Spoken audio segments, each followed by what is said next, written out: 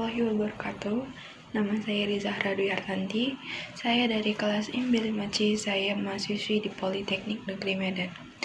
Hari ini saya akan memberikan beberapa pembahasan tentang tokoh pembicara favorit saya yang selalu memberikan nasihat dan motivasi hidup yang membangkitkan semangat anak muda seperti saya. Salah satunya yaitu Jack Ma. Jack Ma adalah salah satu pendiri Alibaba Group yang merupakan retailer online terbesar di Cina. Jack Ma lahir pada tanggal 15 Oktober tahun 1964. Semasa hidupnya, Jack Ma harus berhadapan dengan berbagai masalah. Salah satu contohnya, saat dia duduk di sekolah dasar, dia harus menerima penolakan karena nilai ujian matematikanya rendah. Tetapi dia tetap bertahan hingga umur 12 tahun sampai 20 tahun dia belajar bahasa Inggris di sebuah tempat dan dia bergaul dengan banyak orang asing yang mengubah cara pandang hidupnya. Adalah seseorang yang sangat memiliki rasa pengetahuan yang sangat tinggi. Saat itu dia mencoba membuat satu buah laman website yang memicu ide untuk membuat Alibaba Group. Tetapi saat itu Alibaba Group tidak langsung sukses seperti sekarang ini. Saat itu mereka harus menerima banyak kegagalan, mereka harus menghadapi banyak masalah dan banyak musuh yang ingin menjatuhkan mereka. Tetapi mereka tidak menyerah. Mereka selalu berusaha untuk belajar dari kesalahan-kesalahan sebelumnya. Jack Ma juga selalu mempunyai ide-ide gila yang berkat ide gila tersebut membuat perusahaan Alibaba Group menjadi sebesar sekarang ini. Dan karena itulah saya jadi termotivasi untuk menjadi orang yang sukses seperti Jack Ma dan tidak gampang menyerah. Jack Ma selalu muncul dan berbicara mengenai hal-hal yang benar-benar fakta dan tidak bisa dibantah oleh banyak orang. Kata-kata yang saya ingat dari Jack Ma adalah, jika di sebuah lapangan ada 9 kelinci dan engkau ingin menangkapnya, maka kejarlah dan fokus pada satu kelinci. Jangan pernah mengubah incaran Anda. Menurut saya rahasia sukses Jack Ma itu adalah pengalaman karirnya, pengalaman hidupnya. Semua itu berdasarkan fakta dan dia membagikan rahasianya kepada banyak orang dan dia ingin membagi rahasia suksesnya kepada semua orang. Hal itu yang membuat saya mengidolakan dia. Tokoh yang kedua ada Mary Riana. Wanita kelahiran 29 Mei 1980 ini adalah wanita keturunan Tionghoa yang lahir dan tinggal di Jakarta.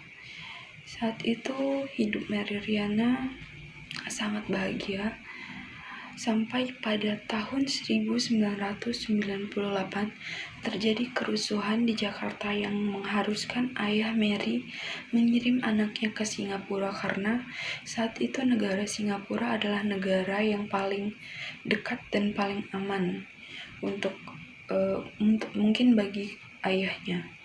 Lalu saat itu Mary Riana akhirnya memutuskan untuk kuliah di Universitas Nanyang Technological Universitas Singapura, dan karena dana yang minim, akhirnya Mary Riana terpaksa meminjam dana dari pemerintah Singapura sebesar $40.000 Singapura.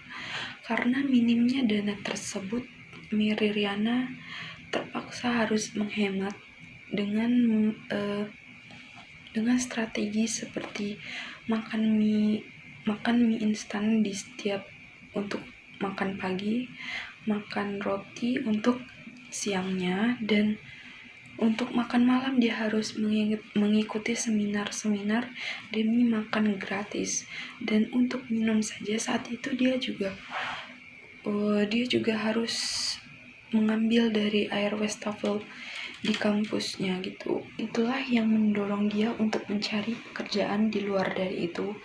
dan menyadari tidak ada yang berubah. Bahkan setelah dia mencari pekerjaan, Mary mulai membangun mimpinya. Dia ingin memasuki dunia bisnis. Dia belajar bisnis dari seminar-seminar. Dia mencoba berbagai peluang bisnis, tapi berakhir dengan kegagalan. Nah, saat itu Mary Riana sempat terpuruk dengan keadaannya, tetapi dia tidak menyerah. Mary berusaha lagi dari awal. Dia menekuni seluk-beluk tentang pasar. Dia mencoba masuk dalam industri perencanaan keuangan bersama dengan Alfa, teman kuliahnya dahulu sekaligus suaminya saat ini. Dan itu tidak berakhir dengan buruk. Walaupun saat itu mereka harus menghadapi banyak hambatan, mereka tidak menyerah. Mary akhirnya mendapatkan kesuksesannya sebagai finansial konsultan yang menjual produk keuangan dan perbankan seperti asuransi, deposit, dan lain-lain.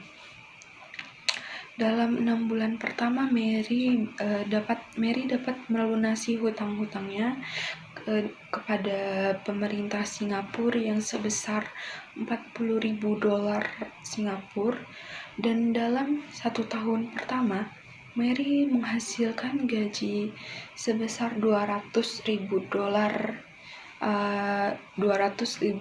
Singapura, yang setara dengan 1,2 miliar rupiah pada saat itu. Dan pada tahun berikutnya, Mary mendapatkan penghargaan sebagai konsultan paling teratas yang saat itu diincar-incar oleh banyak orang. Pada tahun 2004, karir Mary Riana semakin cemerlang dan semakin berada di atas hingga sekarang. Hal yang saya sangat sukai dari Mary Riana adalah dia selalu berani untuk mencoba, walaupun gagal berkali-kali, tetapi dia selalu bangkit untuk berjuang untuk kesuksesannya. Saat dia memberikan motivasi kepada para anak muda, dia selalu menyulut semangat para anak muda untuk berani mengambil keputusan, karena bagi dia itu anak muda itu harus selalu berani mengambil keputusan. Jangan pernah takut gagal, karena jangan pernah menyerah. Kalau kita selalu berusaha, pasti kesuksesan bakalan datang ke kita.